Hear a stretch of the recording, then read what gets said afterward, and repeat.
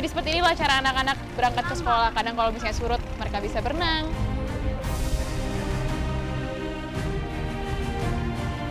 Ya, jadi gini resikonya kalau misalnya naik gabus, kadang-kadang kalau nggak ngejaga keseimbangan, jatuh ke laut.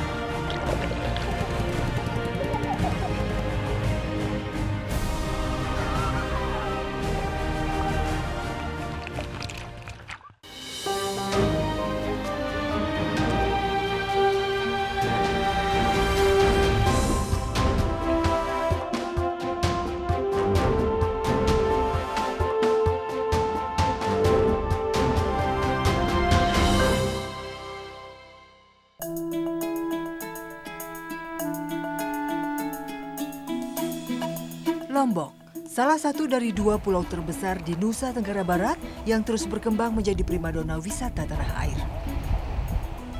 Keindahan alam terutama di sektor bahari seakan menjadi magnet bagi pengunjung lokal maupun mancanegara untuk terus mengerumuni tempat-tempat wisata ternama di pulau seluas 5.000 km persegi ini.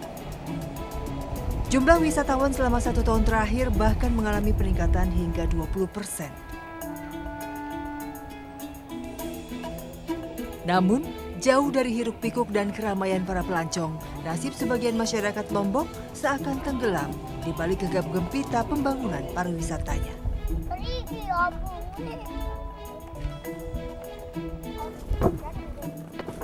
Makasih, Bang.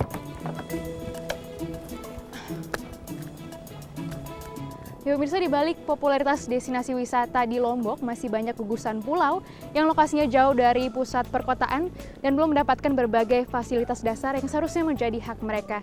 Kali ini salah satu tujuan kami adalah Gilire di Kecamatan Jerowaru, dan di sini kami akan melihat seperti apa kehidupan masyarakat yang harus bertahan di tengah keterbatasan. Pemirsa, inilah Indonesiaku. Pagi ini, anak-anak di Gilire tengah bersiap menuju sekolah. Saya pun penasaran bagaimana anak pulau seperti mereka harus menempuh perjalanan ke sekolah. Tidak semua siswa-siswi bisa menggunakan perahu. Biasanya di pagi hari, perahu masih digunakan orang tua mereka yang melaut sejak dini hari. Keterbatasan jumlah perahu ini tidak membuat warga menyerah. Mereka membuat rakit gabus untuk alat menyeberang anak-anak mereka ke sekolah. Pagi. Pada mau kemana ini bawa-bawa gabus kayak gini? Sekolah. Mau sekolah? Terus gabusnya buat apa? Mau dipakai? Awalnya saya sempat tak percaya, namun inilah kenyataan yang terjadi di sini. Ya, rakit gabus memang lebih aman dinaiki anak-anak SD dibanding saudara mereka yang sudah SMP. Sebelum berangkat, anak-anak mengamankan sepatu dan buku-buku mereka. Biasanya mereka menitipkan tas di perahu siswa-siswi SMP. Dan biasanya pula satu gabus digunakan bersama 3-4 anak sekolah.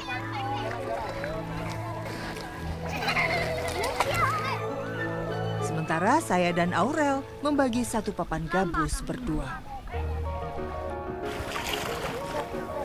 Dan akhirnya kami pun mulai melaju.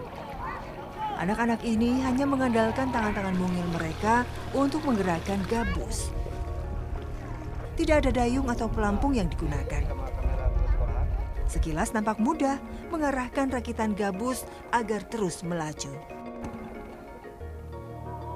Bagi anak-anak yang sudah biasa, tentu bukan hal yang sulit. Namun tidak bagi saya. Saya cukup kerepotan menjaga keseimbangan tubuh saya. Saya juga harus masih memikirkan bagaimana membuat rakit gabus ini tetap melaju ke depan. Sungguh tidak mudah. Beruntung, gelombang air laut pagi ini cukup bersahabat. Saya tidak bisa membayangkan seperti apa keadaannya jika arus sedang kencang. Tujuan anak-anak ini adalah Gili Belek. Di pulau inilah sekolah dasar mereka berada. Sebenarnya jarak antara kedua pulau ini hanya 250 meter. Namun karena laut yang memisahkan kedua pulau membuat perjalanan terasa sangat jauh. Jadi seperti inilah cara anak-anak berangkat ke sekolah. Kadang kalau misalnya surut, mereka bisa berenang. Kalau misalnya lagi agak dalam kayak gini, pilihannya kalau nggak naik perahu, ya pakai gabus seperti ini. Ini Setiap hari kayak gini ya biasanya ke sekolah?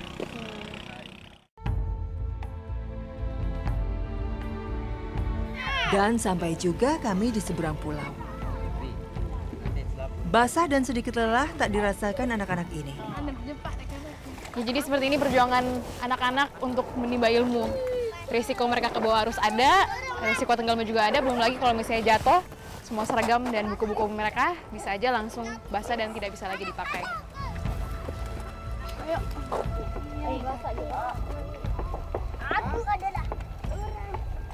Mereka harus bergegas membereskan perlengkapan sekolah agar tidak terlambat masuk sekolah. Mulai dari mengenakan sepatu hingga merapikan gabus untuk nantinya akan digunakan kembali saat pulang sekolah. Saya kembali menemani anak-anak sampai ke sekolah. Kami masih harus berjalan kaki sekitar 500 meter. Kalau misalnya dari Gilire ke Gili Belek dibikin jembatan mau nggak? Mau. Mau. Biar apa dibikin jembatan? Biar lelah. Kalau misalnya jalan. lelah jalan ya, berenang capek ya? Lebih pilih berenang, naik gabus atau naik jembatan? Naik jembatan. Jembatan. Kami pun tiba di sekolah. Anak-anak semakin bersemangat ketika bertemu dengan teman-teman sebaya di pulau tetangga ini. Secara fisik, sekolah yang berdiri sejak tahun 80-an ini sudah mulai rusak. Atap, tembok, dan jendela tidak lagi utuh. Namun hal ini tidak menjadi penghalang bagi anak-anak untuk belajar. Setelah masuk kelas tanpa menunggu arahan dari para guru, mereka langsung membaca doa dan berinisiatif menghafal perkalian matematika. Menurut kepala sekolah, dana bantuan operasional sekolah atau dana BOS yang dikeluarkan pemerintah tidak cukup untuk digunakan memperbaiki gedung sekolah. Untuk membiayai perbaikan-perbaikan kecil, dana BOS kami kecil, mohon maaf. Bukan kami tidak berani, tetapi sampai saat ini belum pernah kami bisa lakukan karena kebutuhan itu. Berikutnya lagi kaitannya dengan penyeberangan, baik siswa kami maupun guru-guru, kami sangat butuh safety, keselamatan. Keselamatan kami pertaruhkan untuk penyeberangan walaupun dekat, tetapi ketika cuaca tidak bisa diprediksi. Usai kegiatan belajar mengajar, lautan menuju Gilire kembali menanti kami. Anak-anak yang tinggal di Gili Belek memang bisa berjalan kaki untuk sampai ke rumah. Namun mereka yang tinggal di pulau seberang masih harus menempuh perjalanan panjang. Lagi-lagi, kami melepas sepatu dan sandal sebelum menaiki gabus. Sementara itu, sebagian anak-anak lain justru memilih untuk berenang sampai ke rumah. Saya kembali berbagi satu papan bersama Aurel.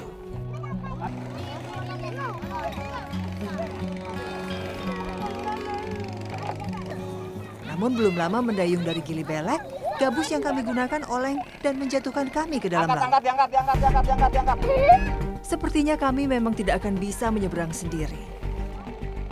Badan mungil Aurel tidak akan bisa mengarahkan gabus sendirian. Sementara saya juga belum terbiasa melawan arus meskipun ombak siang ini tidak terlalu besar. Kami pun memutuskan untuk menumpang perahu yang digunakan kru liputan untuk kembali ke Gilire. Ya, jadi gini resikonya kalau misalnya naik gabus, kadang-kadang kalau misalnya nggak jaga keseimbangan jatuh ke laut. Dan ini lumayan dalam, saya aja nggak nyampe. Gimana bayangin kalau misalnya anak-anak SD yang lebih kecil lagi badannya. Aduh. Nggak apa-apa kamu, bisa berenang.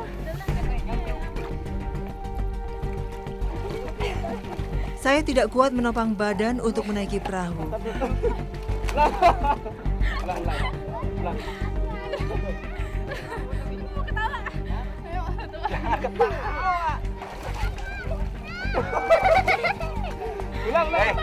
Yang kuat. Darat aja. Bukan kita aja, bukan. Saya. Hingga akhirnya saya berpegangan di sisi perahu yang membawa saya menyeberang sampai ke Gilire.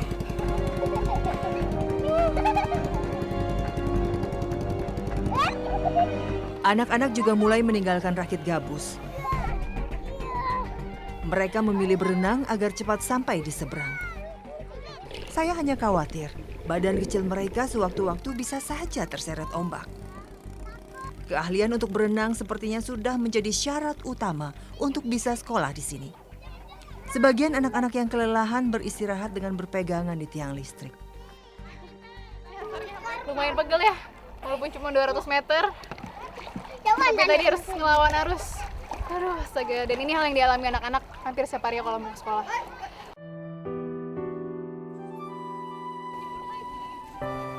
Saya bersama sebagian anak-anak tiba di desa dengan kondisi basah kuyup. Percaya atau tidak, ini terjadi di salah satu timur pulau wisata yang begitu dibanggakan. Sungguh membuat kita merasa miris melihat anak-anak di bawah langit negeri yang sama, namun harus berjuang lebih keras untuk meraih cita-cita mereka. Bertaruh nyawa sejak kecil, ini bukanlah majas atau ungkapan bahasa.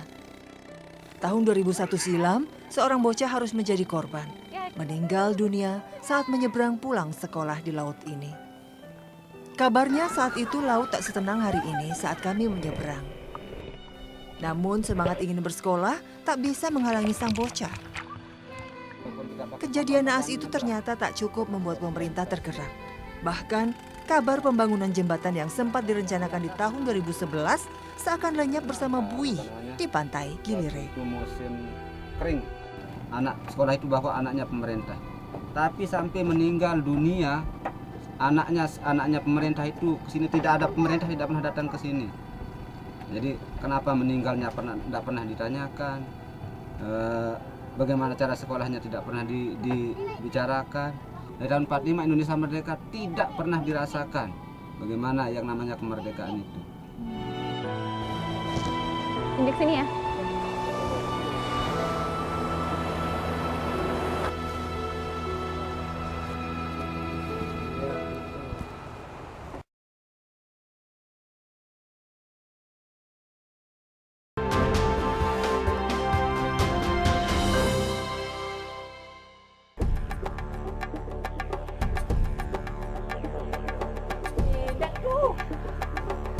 Tak cukup terkendala infrastruktur dan pendidikan, warga di Gilire juga masih berjuang mendapatkan air bersih.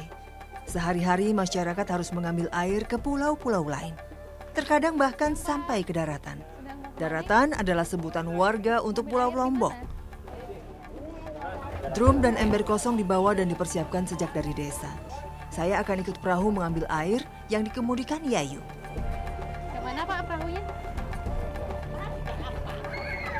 Yayu memang masih duduk di bangku SMP. Namun di sini sudah menjadi hal biasa melihat anak-anak seumuran Yayu membawa perahu sendirian untuk membeli air bersih. Kami tiba di pos pembelian air pertama. Fadli bergegas mengambil selang untuk mengisi drum yang kami bawa. Namun penampung air di desa ternyata sudah habis. Ini kita baru nyampe di pos air pertama, tapi ternyata airnya udah kosong karena pagi-pagi udah diambilin sama warga lainnya. Jadi kemungkinan kita harus cari air ke pos lainnya. Semoga aja belum kehabisan. Ini perjuangannya emang luar biasa di pulau-pulau terpencil kayak gini. Harus ke satu titik ke lainnya hanya untuk mendapatkan air tawar. Ayo Pak kalau gitu. Kita cari tempat lain ya. Ya. Baik angkat.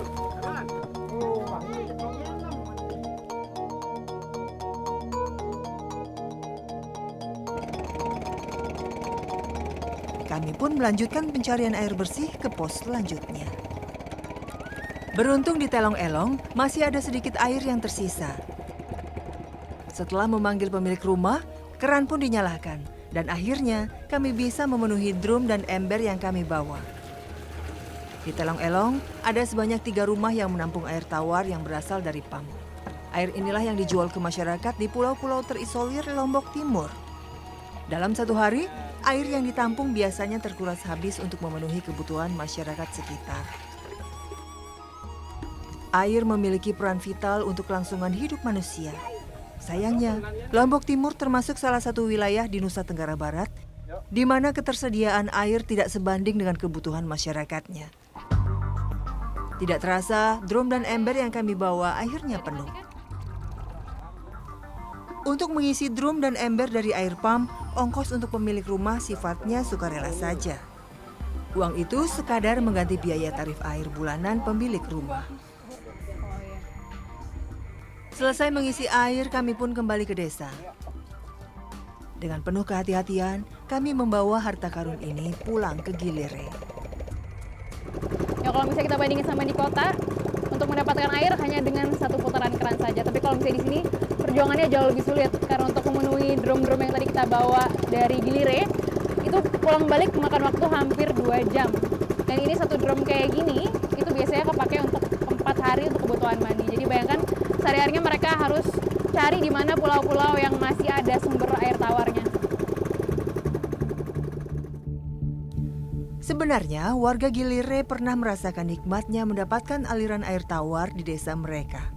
Bekas pipa-pipa bawah laut pun masih terlihat dengan jelas dari permukaan. Namun sejak tahun 2011 tanpa alasan jelas dari pemerintah, fasilitas air bersih dihentikan begitu saja. Tidak hanya masyarakat yang hidup terisolir di pulau-pulau kecil, kesulitan mencari air juga dirasakan mereka yang tinggal di daratan. Masih di Kecamatan Jerowaru, kali ini saya mengikuti sebagian warga mencari air bersih di pesisir Lombok Timur.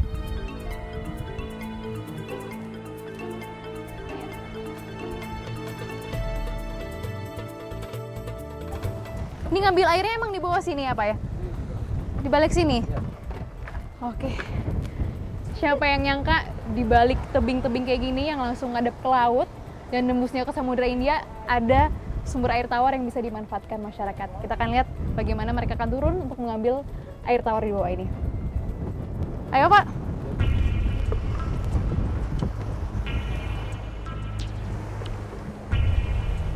Melihat curamnya tebing dari ketinggian, nyali saya sempat ciut untuk ikut ke sumber air tawar. Namun akhirnya, saya memberanikan diri untuk melangkah. Jarak dari puncak tebing sampai ke dasar laut mencapai 15 meter.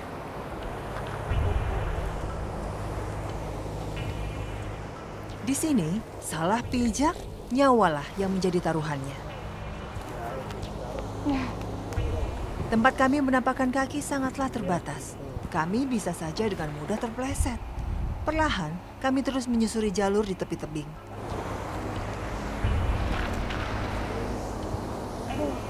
Selain kekhawatiran terjatuh, saya juga takut batuan yang menjadi pegangan kami longsor. Setibanya di dasar, kini kami dihadapi dengan batuan-batuan besar yang begitu tajam. Saya semakin kesulitan melangkah. Semakin mendekati sumber air tawar, batuan di bawah kami pun lebih licin dari sebelumnya. Saya hanya berharap kami akan segera tiba di sumur. Ini kalau misalnya dilihat, ombaknya tinggi sekali. Maka ini masyarakat nggak bisa kapan aja ngambilnya. Mereka harus lihat juga kondisi airnya apakah lagi surut atau pasang. Karena kalau misalnya airnya lagi tinggi, ini ombaknya bisa nyampe batu-batuan di sini. Aduh.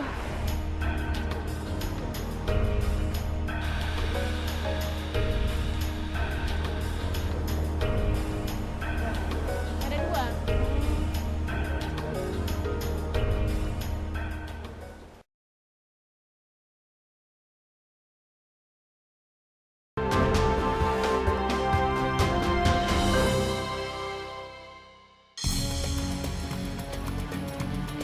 Akhirnya kami berhasil mencapai lokasi mata air tawar Tanjung ini. Ringgit. Cara ngambilnya gimana? Mas Dan langsung memanjat ke puncak sumur untuk menimba air.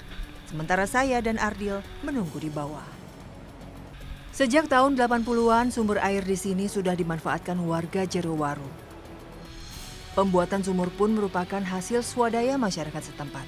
Keberadaan air tawar memang lazim ditemui di kawasan Kars seperti ini.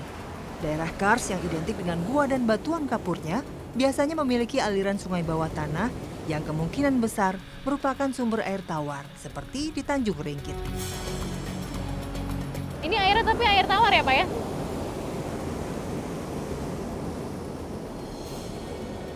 Airnya tawar. Walaupun bersampingan dengan laut, nggak payau ya Pak ya airnya. Dan ini memang menjadi salah satu alternatif sumber air bagi masyarakat di Lombok Timur, khususnya di Jerowaru, Apalagi kalau misalnya udah mulai masuki musim kemarau, itu biasanya sumurnya kering, tandon penampung hujan juga kering. Jadi mereka biasanya menjadikan mata air di balik tebing ini sebagai alternatif sumber air tawar bagi mereka.